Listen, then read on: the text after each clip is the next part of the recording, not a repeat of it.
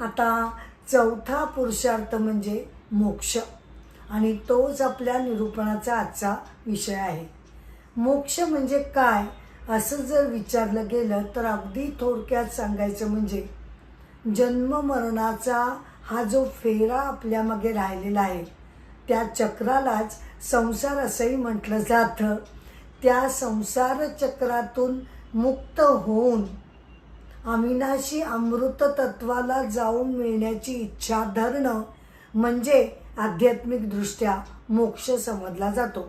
म्हणजे या सगळ्या ब्रह्मांडाच्या, या सगळ्या आपल्या कर्म पसाऱ्यामधून सुटून त्यातनं बाहेर पडून, म्हणजे पुन्हा जन्म नको, पुन्हा मरण नको अशी इच्छा मनामध्ये बाळगून त्या पसारातून बाहेर पडण्याची इच्छा धरणं म्हणजे मोक्षाची इच्छा धरणं.